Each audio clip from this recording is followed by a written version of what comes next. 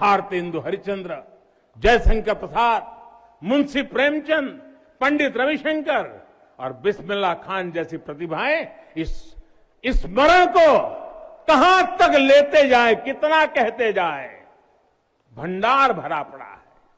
जिस तरह काशी अनंत है, वैसे ही काशी का योगदान भी अनंत है। काशी के विकास में इन अनंत पुण्य आत्माओं की ऊर्जा शामिल है। इस विकास में भारत की अनंत परंपराओं की विरासत शामिल है। इसलिए हर मत मतांतर के लोग, हर भाषा वर्ग के लोग यहां आते हैं तो यहां से अपना जुड़ाव महसूस करते हैं। साथियों, काशी हमारे भारत की सांस्कृतिक, आध्यात्मिक, राजधानी तो है ही, ये भारत की आत्मा का एक जीवंत अवतार भी है। आप देखिए, पूरब और उत्तर को जोड़ती हुई यूपी में बसी ये काशी, यहां विश्वनाथ मंदिर को तोड़ा गया तो मंदिर का पुनर्निर्माण माता अहल्याबाई होलकर ने करवाया। जिनकी जन्मभूमि महाराष्ट्र थी, जिनकी कर्मभूमि इंदौर, माहेश्वर और अनेक क्षेत्रों में थी, उन माता अहल्याबाई होलकर को आज मैं इस अवसर पर नमन करता हूं। 200-250 साल पहले उन्होंने काशी के लिए इतना कुछ किया था, तब के बाद काशी के लिए इतना काम अब हुआ है। साथियों, बाबा विश्वनाथ मंदिर की आभा बढ़ाने के लिए पंजाब से महाराजा रणजीत सिंह ने 23 मण सोना चढ़ाया था। इसके शिखर पर सोना मढ़वाया था। पंजाब से पूज्य गुरु नानक देव जी भी काशी आए थे, यहां सत्संग किया था। दूसरे सिख गुरुओं का भी काशी से विशेष रिश्ता रहा था।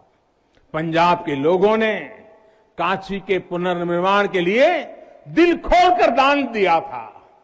पूरब में बंगाल की रानी भवानी ने बनारस के विकास के लिए अपना सब कुछ अर्पण किया। मैसूर और दूसरे दक्षिण भारतीय राजाओं का भी बनारस के लिए बहुत बड़ा योगदान रहा है। एक ऐसा शहर है जहां आपको उत्तर, दक्षिण, नेपाली, लगभग हर तरह की शैली के मंदिर दिख जाएंगे। विश्वनाथ मंदिर इसी आध्यात्मिक चेतना का केंद्र रहा है और अब ये विश्वनाथ धाम परिसर अपने भव्य रूप में इस चेतना को और ऊर्जा देगा। साथियों, दक्षिण भारत के लोगों की काशी के प्रति आस्था, दक्षिण भारत का काशी पर और काशी का दक्षिण भारत पर प्रभाव हम सब भली भांति जानते हैं। एक ग्रंथ में लिखा है, तेनो पयाथेन कदाचनात् वाराणसीम पाप निवारणम आवादी वाणी बलिना सविष्यन विलोक्य लीला वासरे विलिप्ता। कन्नड़ भाषा में कहा गया है, यानी जब सदगुरु माधवाचार्य जी अपने शिष्यों के साथ चल रहे थे तो उन्होंने कहा था कि काशी के विश्वनाथ पाप का निवारण करते हैं। उन्होंने अपने शिष्यों को काशी के वैभव और उसकी महिमा के बारे में भी समझाया। साथियों, सदियों पहले की ये भावना निरंतर चली आ रही है। मां कवि सुब्रमण्यम भारती, काशी प्रवास ने जिनके जीवन की दिशा बदल दी। उन्होंने एक जगह लिखा है, तमिल में लिखा है, काशी नगर पुलवर पेशुभ उरई दान कांजी इल के पदर कोर खरूबी सेवोम। यानी काशी नगरी के संत कवि का भाषण कांचीपुर में सुनने का साधन बनाएंगे। काशी से निकला हर संदेश ही इतना व्यापक है कि देश की दिशा बदल देता है। वैसे मैं एक बात और कहूंगा, मेरा पुराना अनुभव है। हमारे घाट पर रहने वाले, नाव चलाने वाले कई बनारसी साथी तो, और आपने भी कभी अनुभव किया होगा, तमिल, कन्नड़ा, तेलुगु, मलयालम इतनी फर्राटेदार तरीके से बोलते हैं कि लगता है कि कहीं केरला, तमिलनाडु या कर्नाटक तो नहीं आ गए अब, इतना बढ़िया बोलते हैं। साथियों, भारत की हजारों सालों की ऊर्जा ऐसे ही तो सुरक्षित रही है, संरक्षित रही है। जब अलग अलग स्थानों के क्षेत्रों के सूत्र से जुड़ते हैं तो भारत एक भारत श्रेष्ठ भारत के रूप में जागृत होता है। इसलिए हमें सौराष्ट्र सोमनाथम से लेकर अयोध्या, मथुरा, माया, काशी, कांची, अवंतिका का हर दिन स्मरण करना सिखाया जाता है।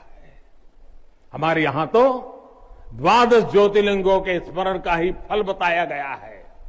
तस्य तस्य फल प्राप्ति ही भविष्यति न संशय।